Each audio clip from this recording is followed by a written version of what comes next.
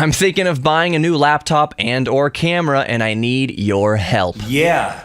This is Geek Therapy Radio. What are we waiting for? And now your mental curator, Johnny Hemberger. Welcome to Midweek Geek here on Geek Therapy Radio. It feels like I, by the way, am Johnny Hemberger, your mental curator, but it feels like I've been away for a long time. Feels like forever. And really, it's only been about a week. I don't think I did a Midweek Geek last week during Thanksgiving. There was just too much going on. I was in Virginia with visiting Sarah's family. Sarah and I are engaged, by the way, so it was our first Thanksgiving over there as an engaged couple.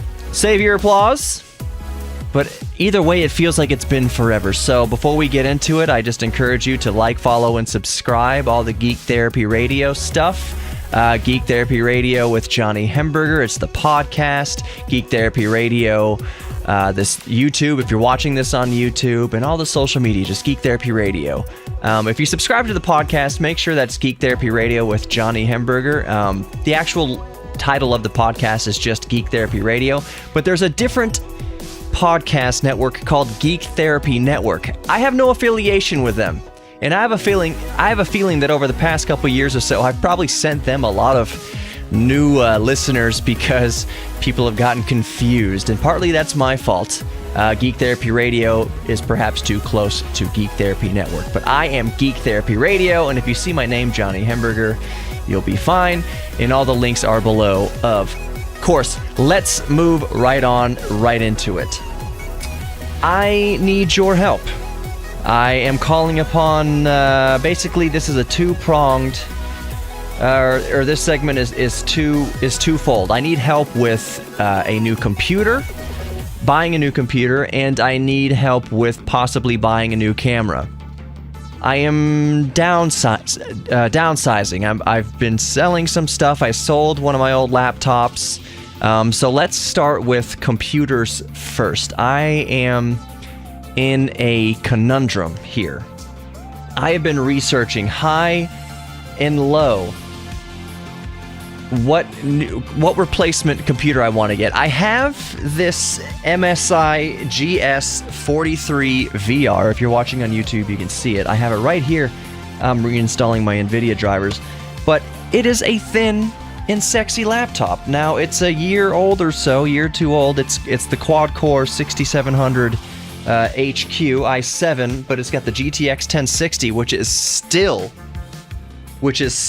a top of the line, state-of-the-art video card in laptops. To my knowledge, I don't know of any, especially any thin and lights like this, that have a RTX 2000 series card. Right now, you can still buy brand new laptops. Like if you bought the brand new Dell XPS 15, which is on my short list, it has a GTX 1050 Ti Max Q. I know that makes no sense. A Ti Max Q, why not just make whatever? And they're saying that the GTX 1000 series cards are still in state-of-the-art laptops. So this laptop, GS43 VR's got a 1060 in that quad-core 6700 HQ, which really isn't that far behind other quad-core i7 45 watts. But part of what's swaying my decision is that the current 8th gen of laptop processors, especially the 8550, I want to say. No, scratch that. 8750, I believe it is. Off the top of my head, I'm blanking out, but it's 6-core. 6-core, 12 threads, and that has gotten me kind of jonesing to upgrade. So, on the other hand, I'm thinking, well, why do I don't... My GS43 VR here is perfectly fine, and it has the GTX 1060. It's still a powerhouse by any stretch. It doesn't turbo up that high. For short bursts, it'll be single core 3.5 gigahertz, and across all cores, like when you're rendering out a video or something like that, gaming, it's 3.0 gigahertz. So the appeal of a new 8th gen 6-core processor that turbos up to, above 4 gigahertz in some cases and maintains under load, well over 3 gigahertz. across all 6 cores, that is tempting me. On the other hand, I'm thinking of, like I said, keeping that GS43 VR and just getting something portable. More portable than that. I know it's weird to say that a 14-inch isn't portable. It is very, very portable. But I'm thinking, you know, to cut to the chase again, XPS 13. Quad core, the new 8th gen low power CPUs, they're now quad core. They're still 15 watts, just like the dual core. But the new quad cores are at 15 watts still, but it's quad core, 8 threads. So the idea of just tossing, you know, something like an XPS 13 in my backpack is very appealing, because I don't need the grunt of the graphics card every single day. I do edit videos, but honestly, at this point, you can see if you've been following this channel that my video editing needs aren't exactly, they don't bring a PC to its knees. Let's just say it's pretty simple. So I think that I can get away with my video editing needs on something like an XPS 13 that doesn't have a dedicated graphics card. The other part of me is thinking, well, if I'm so keen on the XPS 13 that doesn't have a dedicated GPU, the HP Envies, like the HP Envy 13T, the 13-inch HP Envies do have the same quad-core 8th gen, you know, i5s and i7s, but they also have a dedicated GPU. They have the NVIDIA MX150. There's a few different variants of it, but usually it's the 2GB GDDR5 MX150. And that's in a form factor similar to the XPS 13. It's a very thin and light Ultrabook that also happens to have a dedicated GPU. And it's roughly a similar price to an XPS 13. The XPS 13, you know, to some degree has a size advantage, but I'm willing to take an extra little bit, you know?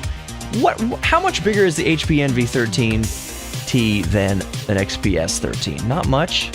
And you're spending about the same amount of money, but you're getting the MX150 graphics card. So that's how I'm leaning if I'm going with something ultra portable, and that's why I want your input, especially if you're watching on YouTube. Comment below what do you think about that XPS 15, HP Envy 13T, because another thing, the HPs, I believe, have much higher quality audio setup. Not to say that the XPS 13 is bad, but the Envy has much better audio, and I edit these podcasts and edit the radio show, so audio is very important to me. And honestly, at this point, I'm leaning more heavily towards the HP Envy 13T because it has the super audio and it has the built-in GPU, which will help with things like video editing and even light gaming. All I really play nowadays is Rocket League. Yeah, Rocket League for the most part. I still play Street Fighter 4, Ultra Street Fighter 4. Do you remember, what is the other game? World in Conflict? That's an old game. So I'm not playing any AAA titles, and even if I want to play AAA titles on an MX150, I can just dial back the resolution and settings a little bit. I don't think I'm going to go for the Huawei MateBook X Pro, just because it is very expensive, $1,500, and if I'm going to spend $1,500, I might as well get something like an XPS 15. So I'm leaning ultra portable. I'm leaning keeping my MS43 VR here and going with something even more ultra portable just to toss in my backpack or a little briefcase and travel with when I don't need the grunt of the GS43 VR and its 1060 GTX 1060. So I need your help there. What do you guys and girls think I should do with my computer dilemma? The other option on the table is cameras. Like I said, I'm selling some stuff. I'm going to have some cash, and I'm thinking of upgrading my camera game here. If I'm serious about putting so much content on YouTube, I'm using the Nikon D3100. That is several years old by now. It does not do Of course, it doesn't do 4K. It does 1080p, 30 frames a second maximum. I'm thinking that I want at least 1080p, 60 frames a second, so that I can do some slow-mo, like B-roll footage. I want to do more product reviews and more kind of stuff like that. And the slow-mo B-roll is where it's at right now. It looks really clean, looks really natural. So I want to upgrade my camera. The other thing is the D3100 doesn't have a pop-out articulating display. It takes so much setup to get this D3100 right and focused on me. I had to do so many trial and error, record and stop recording, record and stop recording, check the video, check the video, check the video. Right now, the way I've got it set up, this distance away from me, it's in manual focus mode, of course, because autofocus hunts way too much. But so I have it in manual focus mode, and I literally took a pencil, and I have little marks. I have the zoom set to 35 millimeters, and I have the focus also set to work, and I have little pencil marks on the housing of the focus and the housing of the zoom, and I match up those pencil marks, and I know that's what works 2.5, 3 feet away from me right now. Either way, I might get another camera with that money instead of the computer, and just be happy with what I have computer-wise, and invest the money in a camera around the same price. Although I think, as an investment, I might be more willing to do something under $2,000. Something under $1,500 would be more preferable, like the Canon 80D. I mean, that's what the camera that built YouTube. I know that does 1080p, 60 frames a second. That's a top contender. The Sony A7, I think Mark III or whatever it is. That's around the $2,000 range, though. But I need your professional opinions, or even not even professional, just your suggestions. What do you guys think?